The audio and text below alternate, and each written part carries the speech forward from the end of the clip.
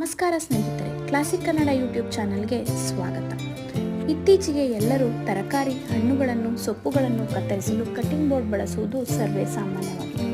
ಅಂಗಡಿಗಳಲ್ಲಿ ನಾನಾ ತರಹದ ಕಟಿಂಗ್ ಬೋರ್ಡ್ ಕಣ್ಸೆಳೆಯುತ್ತಿವೆ. ಅದರಲ್ಲೂ ಪ್ಲಾಸ್ಟಿಕ್ ಮತ್ತು ವುಡನ್ ಕಟಿಂಗ್ ಬೋರ್ಡ್ಗಳು ಹೆಚ್ಚಾಗಿ ಅಗ್ಗದ ಬೆಲೆಯಲ್ಲಿ ಕೈಗೆಟುಕುತ್ತಿವೆ. ಹಾಗಾಗಿ ಎಲ್ಲರ ಮನೆಯಲ್ಲೂ ಸಹ ಈ ಕಟಿಂಗ್ ಬೋರ್ಡ್ಗಳು ಸಾಮಾನ್ಯವಾಗಿ ಬಳಕೆಯಲ್ಲಿದೆ. ವೈಜ್ಞಾನಿಕ ಕಾರಣ ಅರಿತಿರುವ ಎಷ್ಟೋ ಜನ ಪ್ಲಾಸ್ಟಿಕ್ ಬೋರ್ಡ್ಗಳನ್ನು ಬಳಸುವುದನ್ನು ನಿಲ್ಲಿಸಿ ವುಡನ್ ಬೋರ್ಡ್ಗಳ ಬಳಕೆ ಶುರು ಮಾಡಿದ್ದಾರೆ. ಆದರೆ ಈ ವುಡನ್ ಬೋರ್ಡ್ ಬಳಸುವುದರಿಂದ ಅಡ್ಡ ಪರಿಣಾಮಗಳೇ ಜಾಸ್ತಿ ಎನ್ನಲಾಗುತ್ತದೆ. ಹಾಗಿದ್ದರೆ ಏನು ಎಂದು ತಿಳಿಯಲು ಪೂರ್ತಿ ವಿಡಿಯೋ ನೋಡಿ.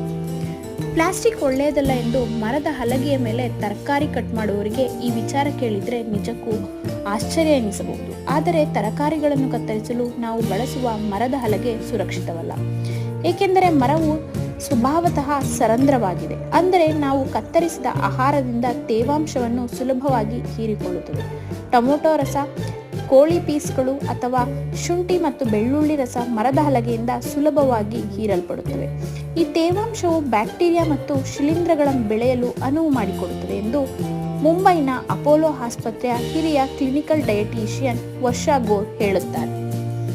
ಈ ಮರದ ಹಲಗೆಗಳು ಸ್ಕ್ರಾಚ್ ಆಗಲು ಆರಂಭವಾಗುತ್ತವೆ. ಈ ಸಣ್ಣ ಬಿರುಕುಗಳನ್ನು ಸಂಪೂರ್ಣವಾಗಿ ಸ್ವಚ್ಛಗೊಳಿಸಲು ಸಹ ಕಷ್ಟವಾಗುತ್ತದೆ. ಅಲ್ಲದೆ ಸಾಲ್ಮೊನೆಲ್ಲಾ, ಇಕೋಲಿ ಮತ್ತು ಲಿಸ್ಟೇರಿಯಾದಂತಹ ಹಾನಿಕಾರಕ ರೋಗಕಾರಕಗಳು ಇದರಲ್ಲಿ ಬೆಳೆಯಲು ಪ್ರಾರಂಭಿಸುತ್ತವೆ. ಈ ಬ್ಯಾಕ್ಟೀರಿಯಾಗಳು ನಾವು ತಯಾರಿಸುವ ಆಹಾರವನ್ನು ಕಲುಷಿತಗೊಳಿಸುವುದಲ್ಲದೆ ಆರೋಗ್ಯಕ್ಕೆ ಅಪಾಯವನ್ನುಂಟು ಮಾಡುತ್ತವೆ. ದಿನ ಕಳೆದಂತೆ ಈ ಹಲಗೆಗಳ ಸಣ್ಣ ತುಂಡುಗಳು ಆಹಾರ ಪದಾರ್ಥಗಳೊಂದಿಗೆ ಬೆರೆಯುತ್ತದೆ. ತಿಳಿಯದೆ ನಾವು ಇವುಗಳನ್ನು ಸೇವಿಸುವುದರಿಂದ ಹೊಟ್ಟೆಯ ಆರೋಗ್ಯ ಹದಗೆಡುತ್ತದೆ ಎಂದು ವೈದ್ಯರು ಎಚ್ಚರಿಕೆ ನೀಡಿದ್ದಾರೆ. ಇನ್ನು ಸರ್ವೇ ಸಾಮಾನ್ಯವಾಗಿ ಈ ಮರದ ಹಲಗೆ ಬಳಸುವುದರಿಂದ ಆಗುವಂತಹ ಅಪಾಯಗಳೇನೆಂದರೆ ಜ್ವರ ಬರಬಹುದು, ಜೀರ್ಣಾಂಗಕ್ಕೂ ಹಾನಿಯಾಗಬಹುದು, ಮಾಲಿನ್ಯವಾಗಬಹುದು. ಕೊಳಪೆ ಸ್ವಚ್ಛಗೊಳಿಸಿದ ಮರದ ಕಟಿಂಗ್ ಬೋರ್ಡ್ಗಳಲ್ಲಿ ಕೋಲಿ ಮತ್ತು ಸಾಲ್ಮೊನೆಲ್ಲಾಗಳಂತಹ ರೋಗಕಾರಕಗಳು ಇರುವುದರಿಂದ ನಮಗೆ ಅತಿ ಬೇಗವಾಗಿ ಜ್ವರ, ಅತಿಸಾರ, ವಾಂತಿ ಮತ್ತು ನಿರ್ಜಲೀಕರಣ ಮತ್ತು ವಾಕರಿಕೆ ಸೇರಿದಂತೆ ಜಠರುಗರುಳಿನ ಸೋಂಕನ್ನು ಸಹ ಉಂಟು ಮಾಡುತ್ತದೆ. ಚಿಕ್ಕ ಮಕ್ಕಳು ಮತ್ತು ವಯಸ್ಸಾದವರು ಈ ಸೋಂಕುಗಳಿಗೆ ಬೇಗನೆ ಒಳಗಾಗುತ್ತಾರೆ. ಚಿಕ್ಕ ಮರದ ಚೂರುಗಳು ಅಥವಾ ಹಳ್ಳೆಯ ಹಲಗೆಗಳಿಂದ ಸಣ್ಣ ಮರದ ಕಣಗಳು ದೇಹವನ್ನು ಪ್ರವೇಶಿಸುವುದರಿಂದ ಕರುಳಿಗೆ ಅಪಾಯವನ್ನುಂಟು ಮಾಡುತ್ತದೆ. ಮಾಂಸ, ಮೀನು, ತರಕಾರಿ, ಹಣ್ಣು ಎಲ್ಲವನ್ನು ಒಂದೇ ಹಲಗೆಯಲ್ಲಿ ಕತ್ತರಿಸುವ ಅಭ್ಯಾಸ ನಮ್ಮಲ್ಲಿ ಅನೇಕ ಜನರಿಗಿರುತ್ತೆ. ಆದರೆ ಈ ಅಭ್ಯಾಸವು ಹಾನಿಕಾರಕ ಸೂಕ್ಷ್ಮ ಜೀವಿಗಳನ್ನು ಒಂದು ಆಹಾರದಿಂದ ಇನ್ನೊಂದು ಆಹಾರಕ್ಕೆ ವರ್ಗಾಯಿಸುವ ಅಪಾಯವನ್ನು ಹೊಂದಿರುತ್ತದೆ.